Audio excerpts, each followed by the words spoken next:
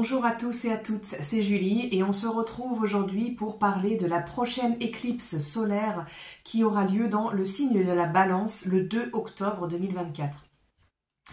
On va parler de cette éclipse solaire qui est particulièrement intense pour plusieurs raisons qu'on va évoquer. Et on va parler également du contexte qui entoure cette éclipse. Et vous avez pu le sentir depuis, on va dire la rentrée grosso modo, depuis le début du mois de septembre. Et puis de manière de plus en plus intense depuis qu'on est vraiment rentré dans la période des éclipses à la mi-septembre, et on y est encore en ce moment, jusqu'à la nouvelle lune du 2 octobre qui va être une éclipse et qui va ouvrir non seulement un nouveau cycle lunaire d'un mois, mais également un cycle évolutif de 6 mois environ jusqu'à la prochaine période des éclipses qui aura lieu au printemps prochain. Ce qui veut dire que l'intensité qu'on est en train de vivre actuellement et qui est en train de s'accentuer, et on va voir pourquoi, elle va pas complètement redescendre tout de suite. Ça va redescendre graduellement du fait de plusieurs éléments, dont le fait que lorsqu'on va rentrer vraiment dans la période qui va s'éloigner du portail des éclipses, eh bien ça va s'atténuer un peu. On va parler aussi du passage de Pluton qui va revenir en Verseau bientôt pour le mois de novembre. Il y a des éléments comme ça qui vont aider au relâchement d'une certaine tension qui est croissante depuis un certain temps. Voilà, alors je vais faire cette vidéo en deux temps. On va d'abord parler du contexte qui entoure cette période des éclipses parce que il y a vraiment matière à parler. Et puis on va parler également de l'éclipse en elle-même et des énergies qui l'entourent et de ce que ça amène pour les périodes à venir.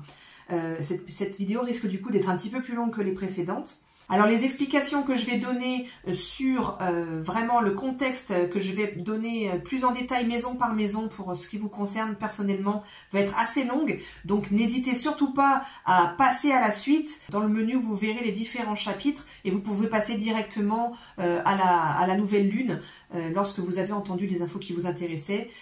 Voilà. Merci beaucoup. Alors, pour commencer, comme je vous le disais en introduction, on a effectivement une énergie qui est assez lourde et qui est même violente, brutale, depuis un mois à peu près maintenant. Vous avez certainement pu le ressentir dans divers domaines de votre vie. Ça va être présenté à nous pour plusieurs raisons. La première, comme je vous avais annoncé ça début septembre, c'est qu'on commençait à approcher du portail des éclipses, ce qui voulait dire qu'on avait tout un tas de choses qu'on avait pu intentionner il y a 6 mois en avril, mars-avril, et qui avaient besoin de pouvoir arriver à leur conclusion en fait. Et donc du coup, on avait une certaine pression pour que ces intentions-là arrivent à maturité et arrivent à manifestation.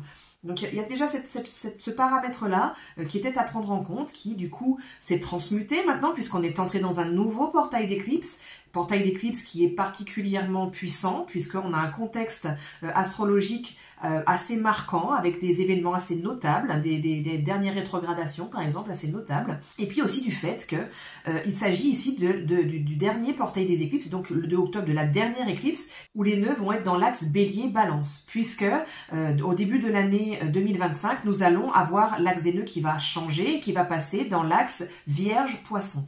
Donc là, en fait, on a vraiment eu depuis 2023 toute une thématique puissante, importante, qui venait nous amener à travailler la façon de se mettre au monde soi-même, savoir qui on est, en fait, finalement, redéfinir ça, lever les masques, lever les voiles pour pouvoir mettre tout ça en lumière, et puis apprendre à le faire, à se mettre au monde, et à le faire de manière juste dans la relation à l'autre. Et donc, purifier également notre relation à l'autre pour ni les subir, ni s'effacer au bénéfice de la relation, ni non plus écraser dans la relation. Donc on a toutes ces thématiques vraiment importantes qui sont en train finalement de commencer à se boucler, puisqu'on est en train de poser les derniers jalons, les dernières intentions qui vont dans ce sens-là. Donc on a une intensité aussi, puisqu'on va changer d'axe d'ici moins de 6 mois.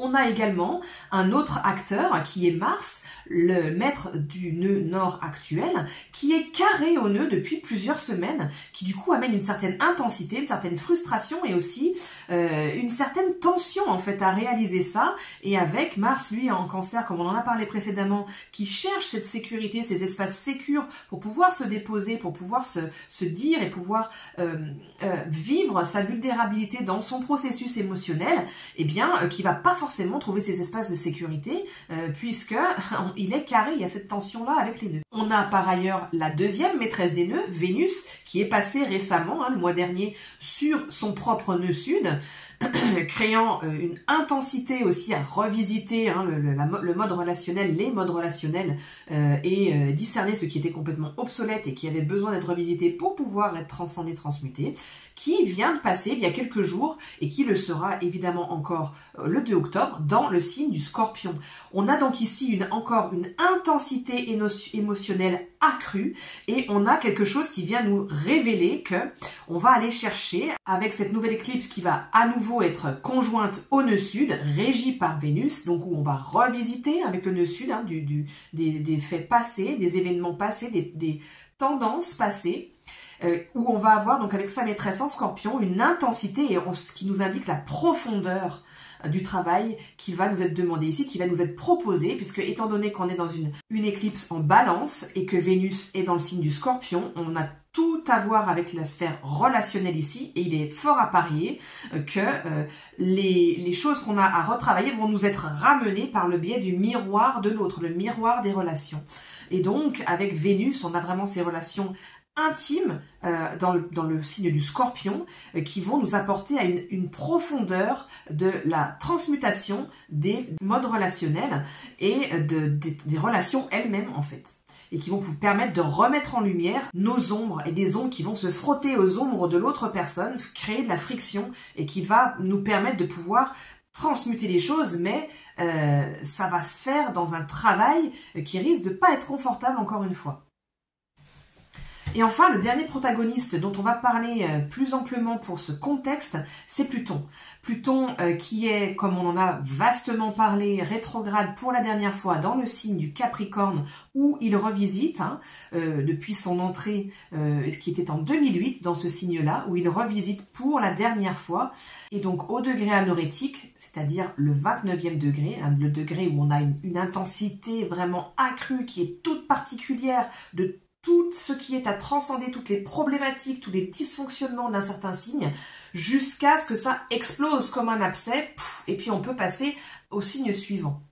Donc on a vraiment cette intensité-là avec Pluton qui est rétrograde et qui va passer à peine 10 jours après l'éclipse, donc on sera encore dans l'élan de cette éclipse-là, et vraiment on a ce contexte-là très marquant, qui va repasser stationnaire direct le 12 octobre, pour ensuite venir sortir définitivement du Capricorne le 19 novembre. Donc on est en train de vraiment revisiter avec ce Pluton-là toutes les distorsions, tous les dysfonctionnements profonds de ce qui nous confronte à l'autorité, à l'autoritarisme, à la bureaucratie, à toute forme de pouvoir abusive et oppressante, opprimante, qui peuvent se présenter à nous autant au niveau des sociétés, au niveau culturel, au niveau mondial, que au niveau des structures un peu plus restreintes, comme dans le monde du travail, dans la famille, dans toutes les sphères que l'on peut côtoyer dans nos différents domaines de vie. Et étant donné qu'on a tout ce contexte émotionnel, ces dysfonctionnements vont nous être ramenés, pas forcément par des événements, mais par le miroir des relations, qu'il s'agisse de relations intimes ou non. Ça peut être des relations professionnelles, ça peut être votre boulanger, votre mécanicien, mais on va être confronté d'une manière ou d'une autre à tout ce qui a trait aux abus de pouvoir, à l'usage de la force, à l'usage de l'autoritarisme dans plein de domaines. Alors évidemment, au niveau collectif, on le voit bien avec le durcissement au niveau sociétal, on le voit bien en France, avec ce qui est en train de se passer, notamment avec la formation du gouvernement qui ne reflète absolument pas les résultats des élections d'il y a quelques mois. On peut le voir aussi dans l'actualité avec ces questions de viol où on entend encore dire dans les cours de justice qu'il y a viol et viol, sous-entendu, il y a des viols qui sont excusables et pas graves. Et là on touche vraiment du doigt la distorsion absolue patriarcale qui est tellement implantée profondément en fait dans nos sociétés et dans nos êtres que on en vient à entendre des choses aberrantes comme ça alors que c'est complètement contre nature. Donc bon, je vais pas m'attarder là-dessus, mais simplement pour illustrer avec 2 exemples, mais on pourrait au niveau international, avec ce qui se passe dans l'actualité internationale, Dieu sait qu'il y a multitude d'exemples qui nous montrent ces abus de pouvoir qui sont passés sous silence parce que vus comme normaux, ce qui nous confronte vraiment à cet autoritarisme et à ces rapports de force finalement qui sont comme intégrés et comme considérés comme faisant partie de la vie normale. Ce qui n'est pas le cas. Nous, on le sait bien, on sait que ce n'est pas normal et que ce n'est pas une fatalité, ce n'est pas ce qui est censé être dans l'ordre des choses naturelles. Et donc, on est confronté à ces choses-là au collectif et on va y être confronté aussi personnellement, individuellement, dans des domaines qui vont être plus spécifiques selon chacun, chacune. Et ça, vous allez pouvoir le voir, notamment, si vous allez calculer votre thème, je vous donnerai, si vous voulez, en lien des sites où il est facilement et gratuitement faisable de calculer votre thème natal en quelques clics. Et je vous invite à aller voir dans quelle maison tombe votre Pluton natal, le Pluton de votre carte de naissance, dans quelle maison tombe-t-il? Une petite note à l'édition de la vidéo. Il s'agit en réalité d'aller voir dans votre thème natal où se trouvent les 29 degrés du Capricorne où se trouve Pluton actuellement.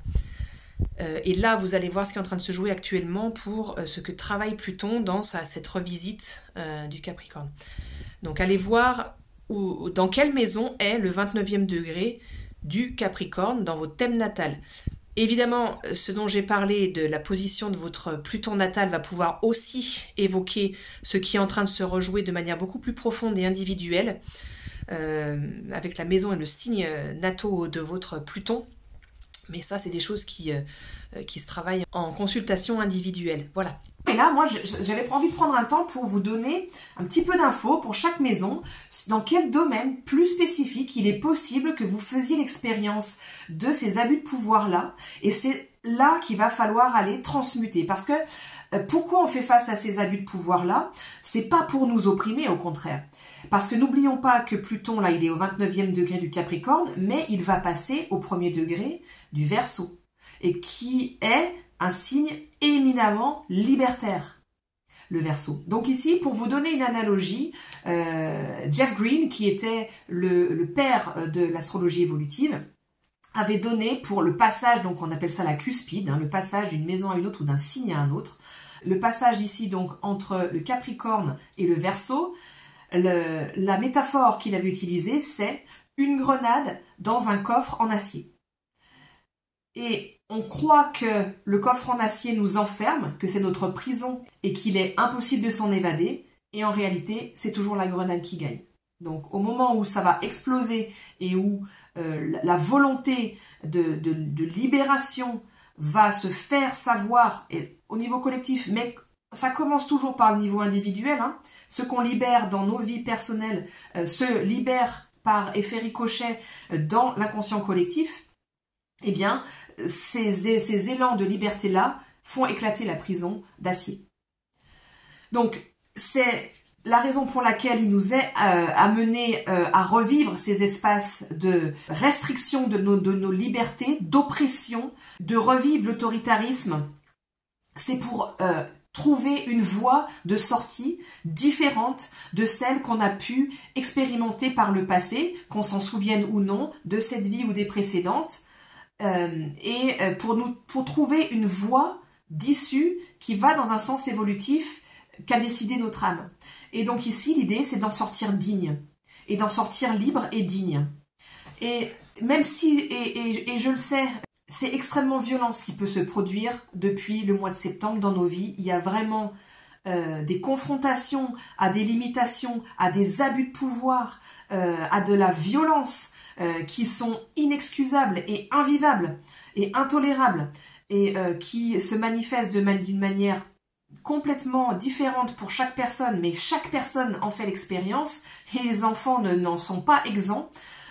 Et bien sûr que c'est complètement désespérant. Et en même temps, il faut garder à l'esprit que même si on la voit très très très loin, la lumière de l'issue du tunnel, elle commence à être palpable là. Et que c'est un défi qui nous est apporté ici, mais quelque chose qui, si on arrive à transcender, va être un pas majeur dans notre processus évolutif. Donc voilà, je voulais vous apporter quelques clés de lecture sur, selon les maisons où tombe votre Pluton natal, comment ça peut se manifester. Et donc du coup, vous savez que c'est par là qu'il faut aller travailler pour vous, quoi. Donc, quelle que soit la maison dans laquelle se trouve votre Pluton, on va parler toujours d'abus de pouvoir, d'oppression, de choses qui sont un peu liberticides, de violence, de ce genre de choses-là. Mais ce qu'il faut garder à l'esprit, c'est qu'elles peuvent être complètement vécues, subies, ces violences-là, cette brutalité-là, cette oppression-là, cet autoritarisme-là, mais aussi qu'il y a toujours, hein, c'est toujours dans les deux sens, quoi. Et que donc, il y a aussi peut-être, et la clé est peut-être là, à vous de voir, à quels endroits est-ce que moi aussi j'agis de cette même façon dans un espace de ma vie, et que donc là j'ai un levier, parce que là je peux mettre des choses en place pour agir différemment, et du coup désamorcer le truc. Voilà, donc si votre Pluton natal se trouve dans la maison 1, il y a de fortes chances que vous puissiez expérimenter ces questions-là d'abus de pouvoir sur votre façon d'être instinctive, donc c'est-à-dire pas réfléchie, votre rapport au monde de manière vraiment complètement directe. Ça peut être là, ou ça peut être aussi complètement physique. Et donc il peut y avoir vraiment des choses empêchantes au niveau physique, des affections physiologiques qui vous empêchent d'avancer, quoi. Ça peut aussi être ça. Si votre Pluton natal est dans la maison 2, eh bien, il va y avoir quelque chose où vous allez pouvoir expérimenter quelque chose d'opprimant, d'oppressant, et où vous vous sentez piégé, prisonnier de conditions qui vont affecter vos ressources financières, peut-être votre lieu de vie, et tout ce qui concrètement va pouvoir asseoir votre sécurité matérielle. Si votre Pluton natal est en maison 3, il y a fort à parier qu'il s'agisse ici d'abus de pouvoir sur la sphère mentale, et donc on va parler ici de conditionnement, on va parler ici d'endoctrinement en fait, c'est-à-dire d'influences psychiques, mentales, qui vont faire en sorte que on a une espèce d'exercice du pouvoir sur les pensées d'autrui, pour pouvoir le modeler à la façon dont on a envie, et donc du coup qui est hyper limitant dans ce qu'on pense pouvoir expérimenter dans notre rapport au monde et notre vision du monde. Également, puisqu'on est dans la maison 3, ça peut avoir aussi avec des façons qui vont être limitantes au niveau de la parole, de ce qui a le droit de s'exprimer ou non.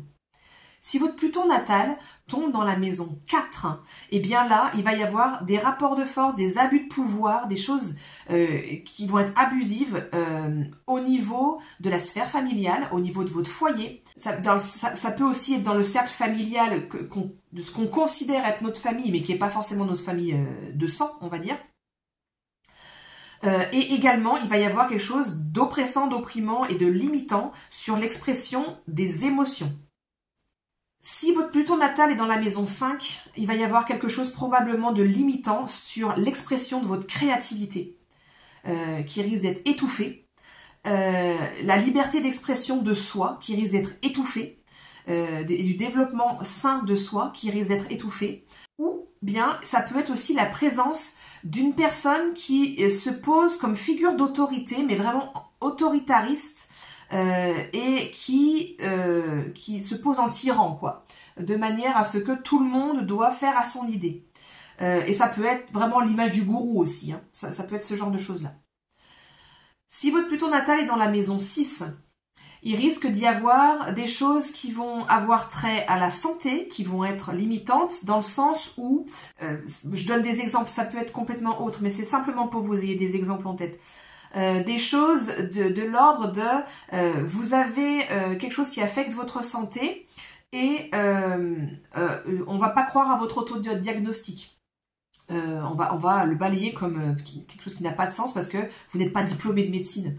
Ou bien alors, on va pas vous permettre d'avoir accès à certains modes de thérapie dont vous auriez besoin. Ça peut tout à fait se jouer dans le monde du travail et dans le rapport au travail aussi. Et enfin, il peut s'agir encore une fois de quelque chose dans la sphère du mental, puisque la maison 6 est en reliance avec la Vierge qui est régie par Mercure. Et donc ici, au niveau psychique, il peut y avoir vraiment des messages dévalorisants, destructeurs même, extrêmement critiques, et qui sont complètement contraignants et amputants en fait finalement, et qui peuvent être soit émis de l'extérieur, soit de l'intérieur. Si votre Pluton natal est en maison 7, eh bien là on va avoir quelque chose qui va se jouer dans les rapports de force au niveau relationnel avec de la prise de pouvoir, des rapports qui vont être complètement faux, où on feint l'intérêt pour pouvoir en fait s'immiscer dans un groupe et puis finalement prendre une position qui est pas égalitaire et qui est pas équitable dans le groupe. Ça peut être aussi tout à fait avec la balance de la codépendance en fait, et qui crée du coup ces rapports de force qui sont pas des luttes de pouvoir, mais qui du coup où on n'est pas libre et on rend pas l'autre libre d'être dans la relation. Il peut y avoir aussi avec la balance tout à fait des choses qui se jouent au niveau de la justice. En maison 8, on va avoir trait à de la relation aussi, mais quelque chose de beaucoup plus intime. Donc dans les relations vraiment intimes ici, où peut y avoir vraiment des rapports vraiment de domination, de manipulation intense. Et là, on peut vraiment avoir du rapport de force. Ça peut aussi complètement se jouer dans la maison 8 avec la sexualité. Et encore une fois, au niveau psychique profond, là, on va pouvoir avoir vraiment de la manipulation psychologique, puisqu'on va se confronter aux ombres vraiment profondes au niveau du psychisme. Et peut y avoir vraiment du vampirisme énergétique et ce genre de choses-là. Dans la maison 9, on va avoir des problématiques qui vont tourner autour de l'abus de pouvoir qui va avoir trait au dogme, c'est-à-dire d'imposer une façon de voir les choses qui n'est pas autorisée à être discutée et être remise en question. Donc on risque d'avoir une figure d'autorité ou quelqu'un qui se pose comme figure d'autorité et qui refuse que son point de vue soit remis en question et qui va imposer un système de croyance. Alors ça peut être religieux, ça peut être scientifique aussi, ou ça peut être tout autre chose, mais voilà, vous voyez l'idée. Dans la maison 10, évidemment, on va avoir la sphère du travail, le monde du travail, où on va avoir ces rapports de force, probablement avec des questions de hiérarchie abusive. Et on risque d'avoir aussi à se confronter à tout ce qui va structurer les sociétés, donc en termes de lois, en termes de règles, en termes de services qui régissent et qui structurent la société, donc la bureaucratie par exemple, l'administratif, ces genres de choses-là. On peut avoir aussi quelque chose qui va avoir trait à la position sociale, la façon dont on se place dans la société. Dans la maison 11, ça va être quelque chose de complètement différent et ça va être le rapport au collectif ici qui peut être biaisé, où on peut avoir les grandes causes défendues par un collectif qui prennent toute la place et qui ne sont plus autorisées à être discutées parce que c'est la cause et qu'il faut la défendre. Donc il peut y avoir des détournements ici qui peuvent avoir lieu sous cette forme-là. Avec la maison 11, ça peut être aussi un collectif qui est biaisé et qui du coup ne laisse plus la place à l'individu et qui doit se fondre complètement et se perdre complètement dans le collectif. Et puis dans la maison 12, alors ici, il peut tout à fait y avoir en Poisson un abus de la posture de l'aidant, de celui qui se pose en aidant ou qui se pose en sauveur, qui va en fait utiliser l'autre dans sa statut de vulnérabilité ou de victime en fait, pour poser des mots un peu galvaudés, mais pour vous donner une idée, pour s'en nourrir en fait finalement, c'est-à-dire que on n'est plus vraiment dans une posture naturelle de venir en aide, mais quelque chose qui se nourrit du mal-être de l'autre pour pouvoir se sentir exister en tant que sauveur. Et donc là c'est subtil, mais on a une prise de pouvoir qui pourtant n'est pas si rare que ça. Et puis on va avoir évidemment en Poisson tous les égos spirituels, c'est-à-dire ces personnes qui se croient arrivées parce qu'elles ont mis un pied dans la spiritualité et que croient savoir mieux que les autres et donc se posent quelque part en autorité où tous les autres doivent suivre ce mouvement-là. Sinon c'est des personnes par exemple qui ne sont pas éveillées et donc et donc c'est mal, donc il faut éveiller tout le monde. Vous voyez, ce genre de dérives-là spirituelles, qui sont complètement biaisées, et qui sont des formes de prise de pouvoir. Donc pour cette éclipse solaire, comme vous allez pouvoir le voir sur la carte, on retrouve en balance, donc évidemment le soleil, la lune conjoint au nœud sud, mais également conjoint à Lilith, la lune noire, et conjoint également à Mercure. Comme je vais vous le montrer sur la carte, vous voyez que ceci va former un grand carré, donc des aspects de tension, évidemment en opposition au nœud nord, mais ça c'est obligatoire puisque le nœud sud est diamétralement opposé. Mais on trouve un carré avec Mars, qui est donc le maître du nœud nord, comme on en a parlé, et on trouve également de l'autre côté un carré avec Cérès, qui est en Capricorne. Donc ceci fait un grand carré avec une croix au milieu, et qui marque vraiment des aspects de tension importants pour cette nouvelle lune, qui accentue la tension que l'on peut ressentir déjà en fond. Donc ici, on va avoir avec Mars, comme je vous le disais tout à l'heure, qui est toujours en train de rechercher cette sécurité dans les espaces pour pouvoir déposer sa vulnérabilité et ses processus émotionnels, qui va être empêché par ces carrés, en fait, qui vont pas lui permettre de trouver forcément facilement ces espaces-là. Et Mars se trouve, je ne peux pas vous le montrer sur la carte parce que je ne peux pas faire apparaître ce glyphe, se trouve conjoint ici, depuis quelque temps d'ailleurs, à l'astéroïde Lucifer qui est à 11 degrés pour l'éclipse, 11 degrés du Cancer. Donc on a une intensité émotionnelle qui est vraiment accrue.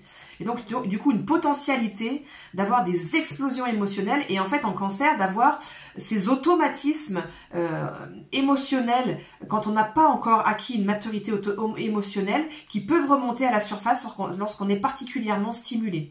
Donc il va falloir avoir une vigilance particulière ici pour trouver des espaces, pour pouvoir se recentrer, redescendre dans ses pieds, redescendre dans son bassin, pour pouvoir exprimer de manière vraiment le plus calme et le plus posé, le plus juste possible, ce qui se vit émotionnellement pour nous. C'est-à-dire qu'ici, l'idée, c'est de ne pas chercher à dépendre de son entourage pour avoir cette sécurité émotionnelle-là, et c'est d'atteindre cette tranquillité émotionnelle à l'intérieur et finalement de se procurer à soi-même cet espace de sécurité émotionnelle, donc cette espèce de bulle que j'ai montré sur l'image que j'ai choisi de créer pour l'image de présentation de la vidéo. C'est-à-dire que même si c'est la tempête qui fait rage à l'extérieur, et Dieu sait que les conditions sont quand même relativement violentes un peu de partout à l'extérieur de nous en ce moment, eh bien, c'est de se créer cet espace ressource à l'intérieur. Ça a deux intérêts. Ça a l'intérêt de pouvoir faire qu'on peut faire face de manière beaucoup plus sereine à ce qui peut survenir de l'extérieur. Mais également, ça fait que lorsqu'on a besoin aussi, puisqu'on a besoin de pouvoir avoir des échanges avec d'autres personnes sur ce qui se vit pour nous à un certain moment, eh bien, puisqu'on a ces ressources intérieures-là, on n'est pas en train de dépendre de l'extérieur. En fait, on n'est pas en train de dépendre de notre entourage pour pouvoir avoir cette sécurité-là et se faire rassurer. Ce qui fait que quand on arrive auprès des autres pour dire qu'on a quelque chose de lourd à transmettre, vu qu'on est déjà en mesure de le vivre intérieurement, même si on a besoin quand même de soutien supplémentaire, on n'arrive pas avec une espèce de dépendance en fait et d'attente très très forte qui se sent énergétiquement. De toute façon, quand quelqu'un arrive avec une anxiété énorme et attend de nous qu'on le remette droit, qu'on le remette d'aplomb finalement, eh bien il y a quelque chose où parfois on peut, mais parfois on peut pas quoi. Et sur du long terme, c'est pas souhaitable. Et que si on arrive en disant là j'ai vraiment besoin de soutien, je sais que j'ai les moyens en fait de rebondir et je les connais, mais en fait bon là c'est quand même lourd, j'ai quand même besoin de pouvoir partager ce que je vis avec quelqu'un là où je suis. Ben, c'est pas du tout la même dynamique, quoi. Et on n'est pas en train de faire porter une responsabilité quelque part à notre entourage. Donc voilà, donc c'est un appel un peu à se reparentaliser intérieurement finalement et à se réaxer, à se re-responsabiliser émotionnellement, de sorte que les relations soient délestées d'un poids qui n'a pas à leur revenir. Mais donc, comme je vous le disais, ces espaces vont pas venir naturellement, on va dire, ou en tout cas vont pas venir facilement à nous. Et c'est ce qu'exprime aussi Cérès avec son archétype maternel, nourricier et qui prend soin, qui est en face et qui vient nous dire qu'en Capricorne, eh bien, c'est à nous de nous les construire, ces espaces-là, de sécuriser ces espaces nourriciers. Donc voilà, la carte vient nous répéter cette thématique-là. Ce qu'on peut voir d'autre, et que je vous montre à nouveau à l'écran ici, c'est qu'il y a comme on retrouve un grand trigone différent de celui de l'autre fois, mais on trouve un grand trigone ici, qui relie les 3 signes d'eau avec, on trouve Mars en Cancer, maître du nœud nord, on trouve Vénus en Scorpion, régente du nœud sud, et tous les deux sont trigones à Saturne qui est en Poisson, donc les 3 signes d'eau sont en lien. Et Saturne, même s'il est dans son premier aspect dur à Pluton, hein, avec le premier semi-carré qu'il forme à Pluton depuis sa conjonction et donc son nouveau cycle de 36 ans qui a démarré en 2020 pendant la période du Covid. Mais ça, on aura le temps d'en parler parce que c'est un aspect qui va être présent toute l'année prochaine. Donc il y a cette tension-là, mais il est quand même balsamique, et ça aussi on en parlera toute l'année prochaine, à Neptune, c'est-à-dire qu'il s'approche de la conjonction pour finir son cycle à Neptune, qu'il terminera en février 2026. On a ce Saturne qui, en Poisson et qui, proche de Neptune, a besoin de ramener dans le concret, dans la matière, les idéaux. Et ce qu'on peut amener au service du collectif ou du grand tout. Et donc, il va nous permettre d'amener du nouveau pour, en fait, amener un nouveau cycle finalement après ce qu'on aura nettoyé avec ce passage de Pluton en Capricorne lorsqu'il se terminera, quoi. Qu'est-ce qu'on va apporter de nouveau et qui va être sain et qui va être les nouvelles graines qu'on va semer pour les générations futures finalement. Donc on a ces idéaux-là que Saturne nous demande d'amener concrètement, de manifester, de matérialiser. Qui est trigone à Mars. Et Mars, lui, il veut donc agir dans un espace où il peut être lui-même, dans sa vulnérabilité, dans son émotion. Et donc, du coup, on a vraiment quelque chose qui veut allier nos sensibilités, puisqu'on est dans un trigone aussi avec Vénus. Vénus-Mars, on a vraiment la dimension relationnelle qui est exacerbée là, où on a envie de pouvoir mettre en œuvre des choses où on va pouvoir être soi-même et dans toute sa vulnérabilité, dans son service au monde. Ce qui est la grande thématique dont j'ai parlé plusieurs fois, la thématique de fond de l'axe des nœuds actuellement. Donc, ça va être des nouvelles façons de se mettre en relation à l'autre dans sa vulnérabilité, dans ce qu'on est en train de vivre. Et pour ça, il faut trouver des autres qui soient en résonance avec ça. C'est pas avec n'importe qui qu'on fait ça, évidemment. Et puis, on va avoir envie de trouver des autres avec qui mettre en œuvre quelque chose qui va dans le sens de nos idéaux pour pouvoir collectivement mettre en place des nouvelles dynamiques qui vont servir nous et qui vont servir le collectif, mais qui vont ni nous permettre de nous mettre nous en retrait et s'oublier, ni de mettre le collectif en retrait non plus. Il va y avoir des nouvelles potentialités d'équilibrage qui se mettent en place. Donc certes, il y a une intensité, il y a de la violence, il y a de la brutalité dans ce qu'on est en train de vivre actuellement. C'est très chamboulant, mais en même temps, voyez ce qui est en trame de fond et en train de se construire. Et c'est vraiment, on est en train de poser les jalons d'une nouvelle façon d'être individuelle et collective. Et bien sûr que ça peut être décourageant ce qu'on peut vivre actuellement, mais vraiment, vraiment, vraiment, je vous exhorte à pas vous laisser abattre et à vraiment trouver les ressources intérieures comme ce qui nous est appelé à faire, et à trouver les ressources extérieures, donc avec les personnes avec qui ça tient vraiment la route, quoi. Et il y a vraiment une équité possible et vraiment une résonance possible pour mettre en place des choses nouvelles où le potentiel de chacun créatif va pouvoir être mis en œuvre avec des nouvelles façons de vivre, des nouvelles façons de mettre en place des choses qui nous permettent de vivre de ce qu'on fait dans la réalité de qui on est, dans notre vulnérabilité, et pas juste dans le masque social qu'on est obligé de porter pour coïncider aux attentes d'un monde autoritaire, quoi. Voilà, je vais m'arrêter ici parce que la vidéo est déjà extrêmement longue. Je vous remercie de votre écoute, j'espère que cette vidéo vous aura été utile. Si c'est le cas, n'hésitez pas à la partager, à en parler autour de vous, à vous abonner si ce n'est pas déjà le cas. Merci de soutenir la chaîne en faisant ces choses-là, en mettant un j'aime, en mettant des commentaires. C'est ce qui permet à ma chaîne de vivre et de se développer. Ce qui me permet, moi, de pouvoir apporter ma petite graine au collectif de ce que j'ai envie de pouvoir voir se développer dans le monde. Je vous remercie. Prenez bien soin de vous, prenez bien soin de vos proches et à bientôt pour une nouvelle vidéo.